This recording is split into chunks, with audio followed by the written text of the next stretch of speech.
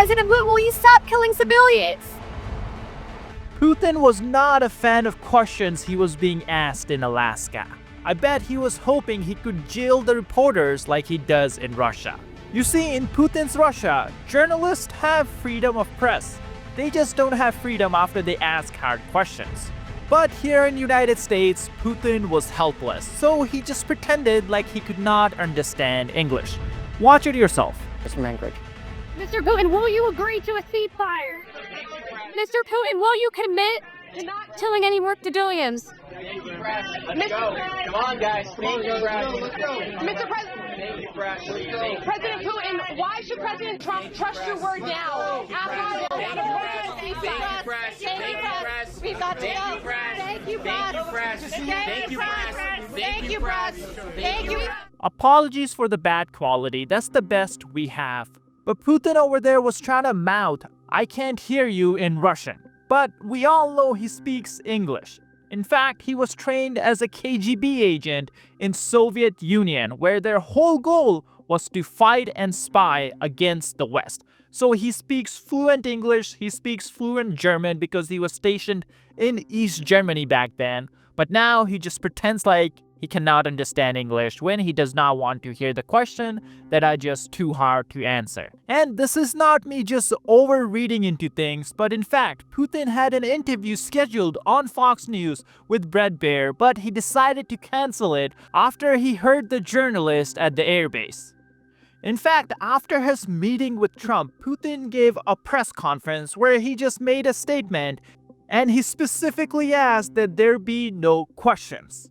That's the Russian way of doing a press conference. There's no press, there's no conference, it's just Vladimir Putin. In fact, as soon as that conference was over, Putin and his delegation just hightailed back to Moscow as soon as possible. Clearly, this meeting did not go as Putin was hoping. So in this video, let's break down exactly what happened yesterday and why Putin had to flee Alaska so quickly.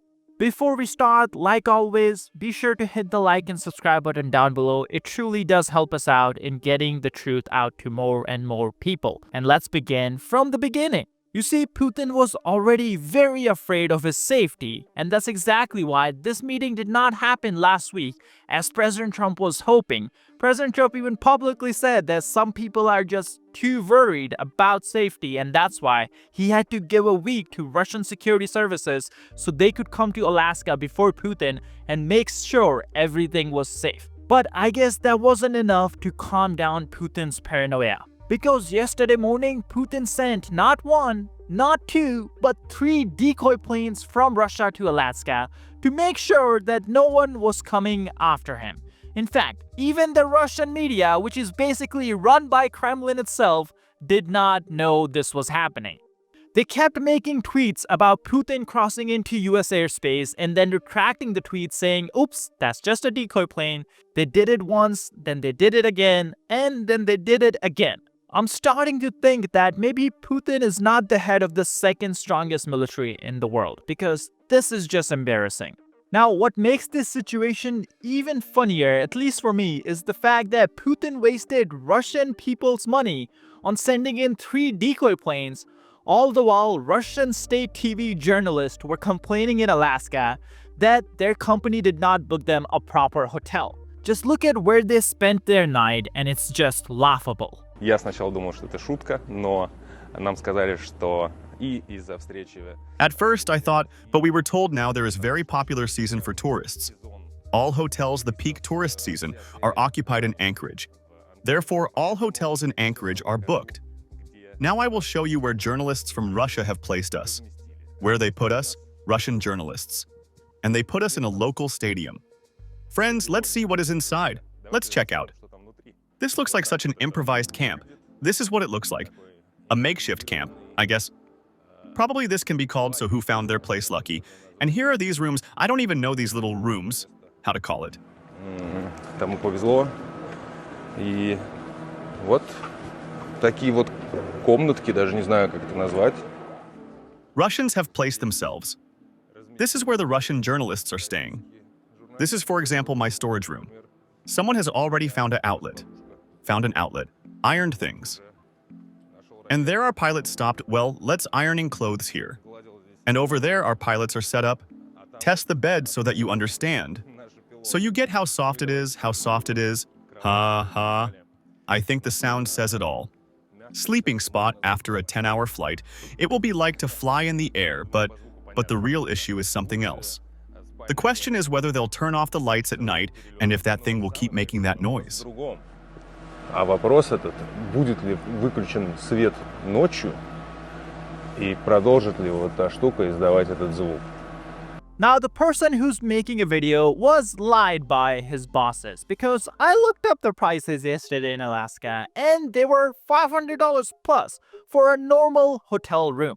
So definitely prices were inflated because after all, this city had become the epicenter of world politics. But they weren't out of hotel rooms. Rooms were just expensive, and this Russian journalist should know this because he was covering the Russian delegation who all had hotel rooms, but for journalists they had to sleep in a cot in a stadium. Russian state TV just wasn't willing to spend $500 a night for its people. Unless of course you're part of the government. Just look at the kind of food they were provided in the morning.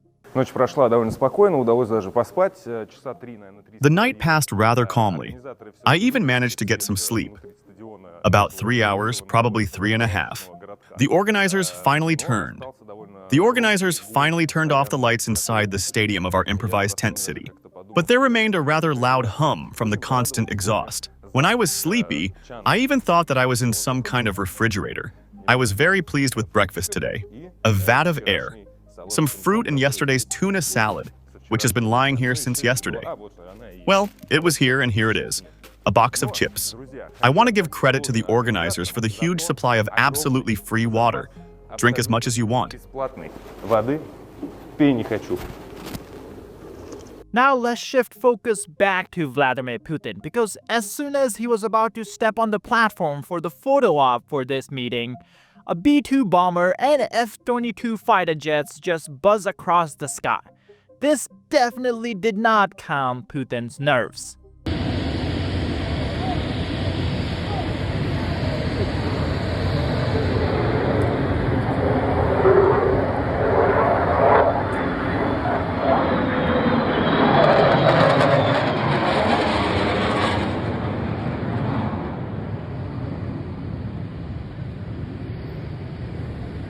But so far, this was all a spectacle that was requested by Vladimir Putin because he wanted to win back in Russia for domestic politics. Now, I don't know if I would call this a win for President Trump because people were expecting a lot from him, especially considering that he had agreed to meet with the internationally wanted criminal.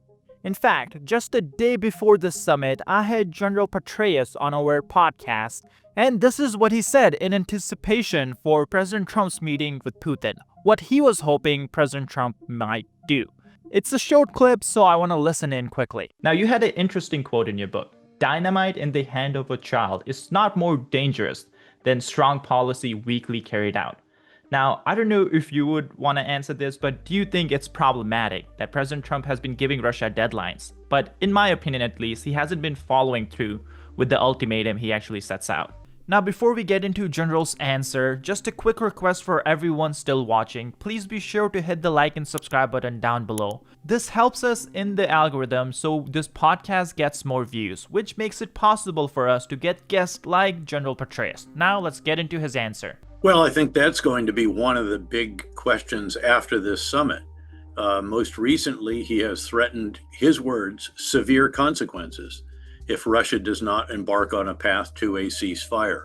And if Putin does not do that, if he doesn't agree to a subsequent meeting and so forth and show a degree of seriousness, I think that the president will, in fact, carry through with his threats on additional sanctions, additional assistance for Ukraine, encourage the European leaders to seize the 300 billion in Russian reserves that have been sitting in their country's banks and put them to better use, i.e. give it to Ukraine, maybe over 25 billion a month or something like that. But again, to continue to make life more difficult for Russia, not just on the battlefield where we should do so much to help Ukraine just at least stop the Russians on the battlefield, if not actually roll them back, but also economically and financially. And Russia is showing the signs now of the effects of sanctions, of not selling as much oil as in the past, or selling it at reduced rates, which was the deal worked out by the previous U.S. administration to make sure that oil prices at home didn't jump dramatically if you took the somewhere 6, 7, 8 million barrels per day that Russia pumps into the global markets. And this is, of course, also causing strain in the U.S.-India relationship, because India was one of the countries buying millions of barrels of Russian crude oil a day at reduced prices. That was agreed with the United States, and that no longer apparently is approved by those in the White House. If you're interested in listening to the whole podcast, you can do so by clicking the link in the card above or link in the description below. But as General Petraeus said, Trump had made many big comments ahead of this meeting, but unfortunately, nothing actually came of it. I guess we should have expected this, because he cannot end the war with Ukraine without Ukraine being in the meeting. But it also doesn't seem like that we have made any progress in convincing Russia to stop this war. Because even after the meeting, Putin was repeating the same talking point that he has been repeating since 2022. The root causes of the conflict need to be addressed for Russia to stop this invasion. And this is what he said in his press conference, where press wasn't allowed to ask questions. Let's listen. To it. At the same time, we're convinced that in order to make the settlement lasting and long-term, we need to eliminate all the primary roots, the primary causes of that conflict. And we've said it multiple times, to consider all legitimate concerns of Russia and to reinstate a just balance of security in Europe and in the world on the whole. And I agree with President Trump, as he has said today, that naturally the security of Ukraine should be ensured as well. Well, guess what? Even Russia realized that it's not common for press conferences to not have questions from the press. That's why Putin's spokesperson Peskov put out a statement explaining why Putin did not take any questions. According to him, their statements following the talks had been comprehensive. That's why it was decided not to take questions from journalists at the press conference. Luckily for all of us, President Trump did decide to do a press conference, or I guess an interview, right after this meeting, and he gave us a little bit more details at that interview. He did not disclose everything, but he disclosed more than what Putin did. But before we get into the press conference, I quickly want to show the statement that President Trump made while he was standing next to Putin. Thank you. Thank you so much.